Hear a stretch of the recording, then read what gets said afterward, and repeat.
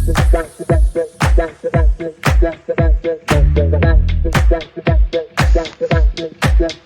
सभी का स्वागत है मेरे YouTube चैनल पर। और जैसे कि आपको पता है कि हम सेक्शन 3 स्टार्ट कर चुके हैं ट्रांसफर प्रॉपर्टी एक्ट का, जो कि है इंटरप्रिटेशन क्लोज। इसमें हमने डिस्कस कर लिया है immovable property, movable property, attested instrument attach to the earth. ये जो टर्म्स हैं ये हम डिस्कस कर चुके हैं।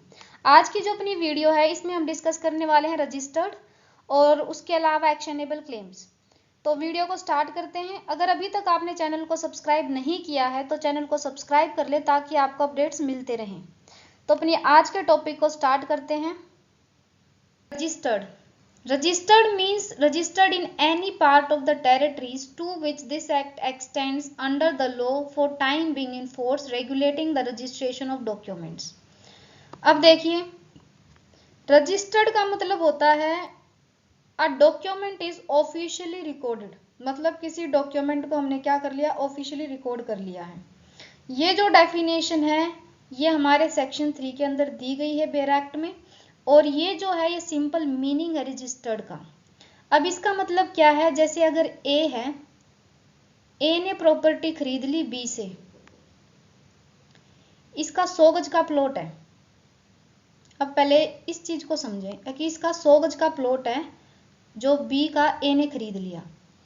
अब इसने बी को पेमेंट कर दी है 10 लाख रुपए की।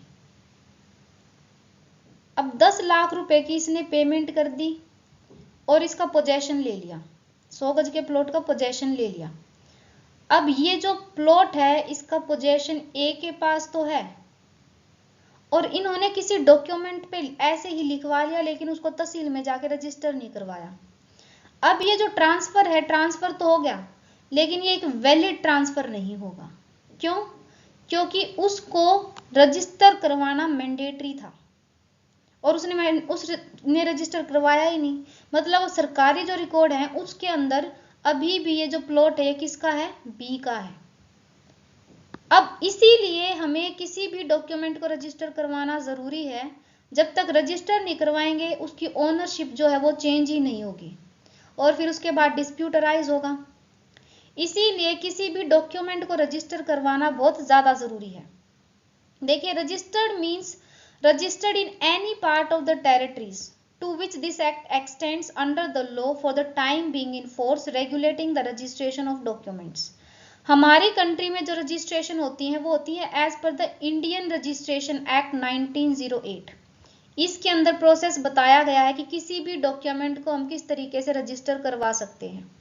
17 सेक्शन में बताया गया है कि कौन से डॉक्यूमेंट्स हैं जिनको आप कंपलसरी रजिस्टर करवाओगे। अगर आपने इन डॉक्यूमेंट्स को कंपलसरी रजिस्टर नहीं करवाया, मतलब कि आपने कोई चीज खरीदी और 17 के अंदर वो चीज आती है और आपने उस चीज को रजिस्टर नहीं करवाया, तो वो प्रॉपर्टी का ट्रांसफर क्या होगा, इनवैलिड ट्रांसफर होगा। कोर्ट उस ट्रांसफर को रिकॉग्नाइज नहीं करेगा। वहीं सेक्शन 18 जो है उसमें बताया गया है कि उन डॉक्यूमेंट्स का नाम जो रजिस्ट्रेशन करवाना ऑप्शनल है, अगर नहीं भी करवाओगे तो चलेगा। तो इसीलिए हमारी कंट्री में बेसिकली क्या है, इंडियन रजिस्ट्रेशन एक्ट 1908 बात करता है किसी भी डॉक्यूमेंट को किस तरीके से रजिस्टर करवाया जाएगा, उसका प्रोसेस बताता है। सेक्शन 17 के अंदर बता दिया लिस्ट ऑफ डॉक्यूमेंट्स की जिनको रजिस्टर करवाना कंपलसरी है। सेक्शन 18 के अंदर बता दिया उन डॉक्यूमेंट्स को जिनको रजिस्टर करवाना ऑप्शनल है। अगर किसी डॉक्यूमेंट को कंपलसरी है रजिस्टर करवाना और अगर उसको रजिस्टर नहीं करवाया तो जो ट्रांसफर होगा वो क्या होगा, इनवैलिड ट्रांसफर होगा और कोर्ट उसको रिकॉग्नाइज नहीं करेगा। इसका मतलब यही है कि registered in any part of the territories, मतलब ज्योग्राफिकली बाउंड्रीज की बात की गई है, विच this act extends under the law, मतलब कि अभी जो करंट लीगल सिस्टम है, जो कानून है, जो गवर्न करता है लीगल डॉक्यूमेंट्स को किस तरीके से रजिस्टर करवाया जाएगा। Regulating the registration of documents, मतलब how documents must be registered, किस तरीके से डॉक्यूमेंट को रजिस्टर किया जाएगा, उस चीज की बात करता है। तो देखिए,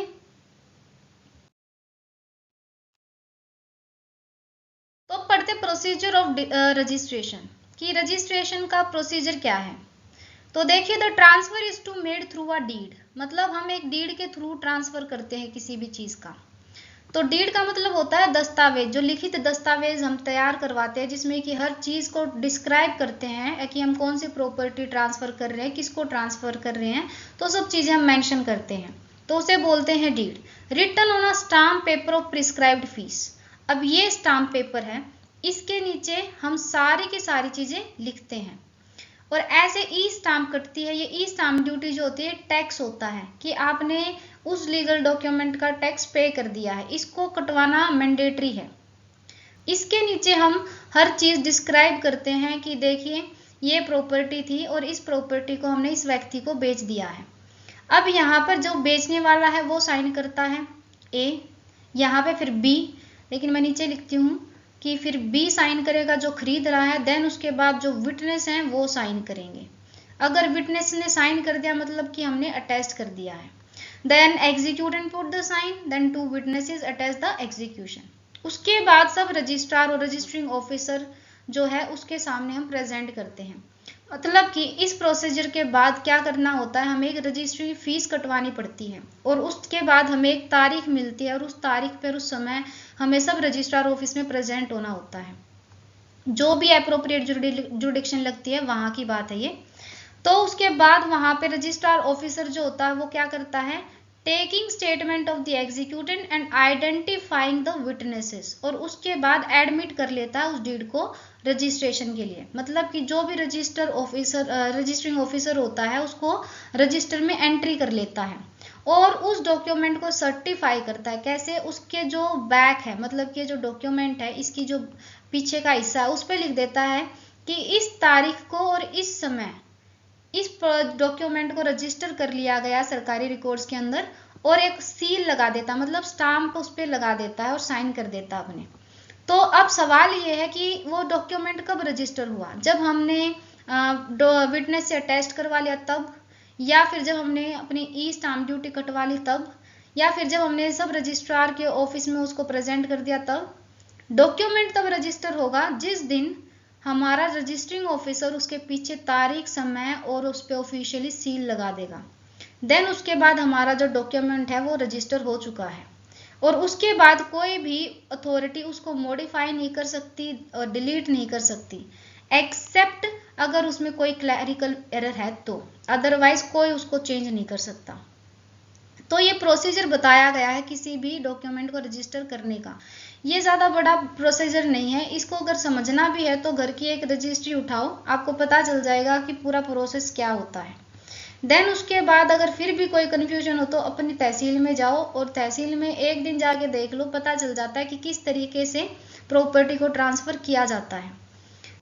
अब हम पढ़ेंगे actionable claims. A claim to any debt other than a debt secured by mortgage of immovable property or by hypothecation or pledge of movable property or to any beneficial interest in movable property not in the possession either actual or constructive of the claimant, which the civil courts recognize as affording grounds for relief, whether such debt or beneficial interest be existent, occurring, conditional or contingent।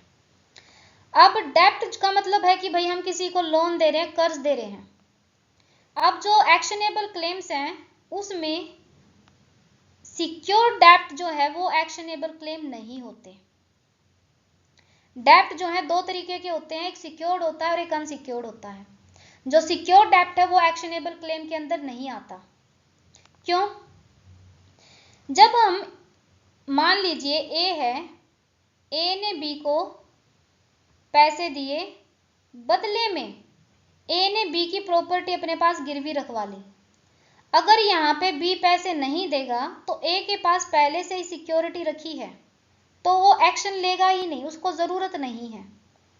So that is secure डेप्ट। लेकिन ए ने B को पैसे दिए, बदले में कोई चीज security के तौर पे नहीं रखवाई।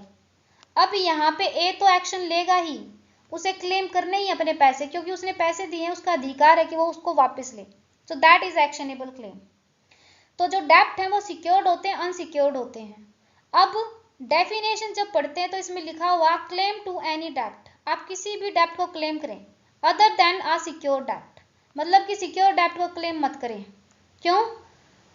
जो है मोर्टगेज के द्वारा, हाइपोथिकेशन के द्वारा और प्लेज के द्वारा। अब सिक्योर डेप्ट में तीन चीजों की बात की गई है। मोर्टगेज की, मोर्टगेज में बात की है इमूवेबल प्रॉपर्टी की। ए ने बी से पैसे लिए, बदले में अपना घर जो है वो गिरवी रख दिया, दैट इज इमूवेबल प्रॉपर्टी। घर जो है वो इमूवेबल प्रॉपर्टी है, तो यहाँ पर सिक्योर डेप्ट है, मोर्टगेज में हम उसके पास सिक्योरिटी है, दैट इज मोर्टगेज। देन उसके बाद हाइपोथिकेशन। हाइपोथिकेशन का मतलब है कि भाई ए है, बैंक में जाता है और अपनी कार के ऊपर लोन लेता है। अब उसने गिरवी तो रख दी कार, लेकिन उसका पोजेशन अभी भी ए के पास ही है। बैंक को पोजेशन नहीं दे के आता है वहां उस टाइम पे। अगर ए ने पैसे नहीं भरे तो बैंक जो है कार को जब्त कर लेगा, दैट इज हाइपोथिकेशन। अब प्लेज का मतलब क्या है? प्लेज मतलब ए ने बैंक से लोन लिया, बदले में अपनी मूवेबल प्रॉपर्टी जैसे कि ज्वेलरी पे लोन लिया, तो ज्वेलरी को बैंक में ही दे के आ गया, मतलब पोजेशन भी साथ में दे के आया है वो, सो दैट इज प्लेज। तो लिखा हुआ क्लेम टू एनी डेप्ट other than secured by mortgage of immovable property or by hypothecation or pledge of movable property। मतलब कि सिक्योर डेप्ट जो है वो एक्शनेबल क्लेम्स नहीं है, तो ऑब्वियस सी बात है जो अनसिक्योर्ड डेप्ट है वो क्या है? एक्शनेबल क्लेम्स हैं। तो section 3 includes unsecured money debts, existent डेप्ट, अकरिंग डेप्ट, कंडीशनल और कॉन्टिंजेंट डेप्ट। इसका मतलब ये है, एग्जिस्टेंट डेप्ट का मतलब है कि ऑलरेडी एग्जिस्ट करता है डेप्ट।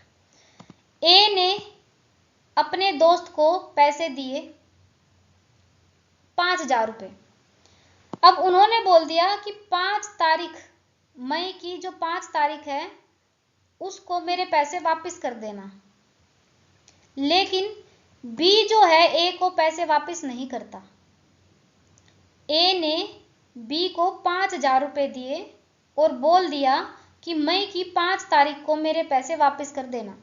अब बी ने ए को पैसे वापस नहीं दिए, 5 तारीख जा चुकी, दैट इज एग्जिस्टेंट डेप्ट, मतलब ऑलरेडी एग्जिस्ट करता है। अकरिंग डेप्ट का मतलब क्या है? ए ने बी को पैसे दिए 5,000, बोल दिया कि 5 मई को वापस कर देना, लेकिन अभी 5 मई आई नहीं है, तो दैट इज अकरिंग डेप्ट। कंडीशनल डेप्ट का मतलब क्या है? कंडीशनल डेप्ट मतलब हम कोई कंडीशन रख देते हैं। कंपनी बोलती है कि जब कंपनी को 10 लाख रुपए का प्रॉफिट होगा तो बोनस मिलेगा, तो यहाँ पर कंडीशन है, तो कंडीशन अगर फुलफिल होगी तो बोनस मिलेगा, सो दैट इज कंडीशनल डेप्ट। कॉन्टिंजेंट डेप्ट, कॉन्टिंजेंट मतलब ये डिपेंड करता है किसी अनसर्टेन इवेंट पे, जैसे कि एक्सीडेंटल क्लेम है, अगर एक्सीडेंट होगा तो आप क्लेम करोगे, तो दैट इज कॉन्टिंजेंट डेप्ट। तो अनसिक्योर्ड मनी डेप्ट होते हैं जो सेक्शन 3 के अंदर एक्शनेबल क्लेम्स के अंदर माने जाते हैं, एग्जिस्टेंट हो सकते हैं, अकरिंग हो सकते हैं, कंडीशनल हो सकते हैं। आपका अधिकार तो है कि आप अपना क्लेम करें। देन उसके बाद नेक्स्ट है और to any beneficial interest. Beneficial interest का मतलब है कि physically you doesn't own the property but you have right to get benefit. Father ने अपने घर को ट्रस्ट में दे दिया, अब वहां पे जो बच्चे हैं वो क्या है? बेनिफिशरीज हैं, मतलब वो घर को ओन तो नहीं करते अब, लेकिन उनका बेनिफिशियल इंटरेस्ट राइज होता है उस ट्रस्ट के अंदर, so that is beneficial interest. अब इसमें लिखा है और to any beneficial interest in movable property not in the possession, possession में नहीं है वो मूवेबल प्रॉपर्टी, ना ही एक्चुअल पोजेशन है ना ही कंस्ट्रक्टिव पोजेशन है। एक्चुअल का मतलब ये है कि आपकी बाइक है, आपके पास है, that is actual possession. Constructive possession मतलब बाइक आपके लेकिन आपका दोस्त लेके खड़ा है उसको, सो दैट इज कंस्ट्रक्टिव पोजेशन। अब यहाँ पे मूवेबल प्रॉपर्टी का पोजेशन ना ही आपके पास एक्चुअल है ना ही कंस्ट्रक्टिव है। Of the claimant with the civil court recognise, मतलब कोर्ट ऑफ लॉ में आप उसे रिकॉग्नाइज करा सकते हो, आपके पास अधिकार है। as affording ground for relief whether such debt or beneficial interest be existent, occurring, conditional or contingent. Claim to beneficial interest right to of possession in movable property not in possession of the claimant. The claim of some movable property, claim किस में होना चाहिए? किसी movable property में होना चाहिए, possession किसी और व्यक्ति के पास होना चाहिए, लेकिन आपका वो beneficial right है वो recognize किया जाएगा by the court of law। कानून के हिसाब से आपके पास अधिकार है कि आप अपने पैसे वापस लें अगर आपने कोई सिक्योरिटी नहीं रखवाई है, तो कोर्ट ऑफ लॉ में जाके आप उसे रिकॉग्नाइज कराएंगे। तो ये डेफिनेशन जो है वो इंक्लूड करते हैं इन चीज़ों को इन एक्शनेबल क्लेम्स। सिक्योर डेप्ट जो होते हैं उन्हें एक्शनेबल क्लेम्स में नहीं काउंट किया जाता, सिर्फ अनसिक्योर्ड मनी डेप्ट्स को ही क्लेम किया जाता है। उसके अलावा a claim to beneficial interest in movable property not in possession of the claimant, that can also be actionable claim. तो एक्शनेबल क्लेम के अंदर सेक्शन 3 में ये चीजें आती हैं। Actionable claim recognised and not actionable claims. अब इसमें है claim of arrears of rent. आपने अपना घर रेंट पे दे रखा है, किराएदार आपको 4 महीने से रेंट पे नहीं कर रहा, तो that is the actionable claim. तो claim for arrears of rent. Next is claim for money due under insurance policy, then claim for return of earnest money. Earnest money का मतलब ये है कि आपने कोई प्रॉपर्टी खरीदनी थी, आप उसे एडवांस मनी दे चुके हैं, मतलब टोकन मनी आप पे कर चुके हैं, बाद में सेलर बोलता है कि मेरे को प्रॉपर्टी नहीं बेचनी, तो जो अर्नेस्ट मनी है वो आपका एडवांस मनी है जो आपने टोकन मनी के रूप में दिया है, तो आप उसे क्लेम करेंगे, that is also an actionable claim. Right to get back the purchase money when the sale is set aside. Right of owner to sue for an account of the dissolved partnership firm. Muslim women's claim for her unpaid dower. Dower पे नहीं किया है अभी तक Muslim women को, that is also an actionable claim. Right to claim benefit under a contract for the purchase of goods and right to get the proceed of a business. मतलब business में कोई भी रेवेन्यू जनरेट होता है, उससे कोई profit होता है बिजनेस से, तो उसमें आपके पास अधिकार है कि आप उसको ले। लीगली अगर आप एंटाइटल हैं उस चीज के लिए तो वो भी एक्शनेबल क्लेम के अंदर है। Then not actionable claims, right to get damages under law of torts और breach of contract. Claims for mesne profit. Mesne profit means a legal claim made by the rightful owner of a property to recover compensation or profit from a person who has wrongfully occupied or used that particular property without legal right, that is mesne profit. So copyright of a book or any other original work of skill, debt is actionable claim but passed in judgment. Decree provides a future decree, this future decree is not a actionable claim. So these are not actionable claims. तो आज की video को यहीं पर and करते हैं और अब मिलेंगे नेक्स्ट वीडियो में एक नए टॉपिक के साथ। अगर कोई सवाल है तो आप कमेंट बॉक्स में पूछ सकते हैं। चैनल को सब्सक्राइब करें, शेयर करें और वीडियो को भी लाइक करें अगर अच्छी लगी तो।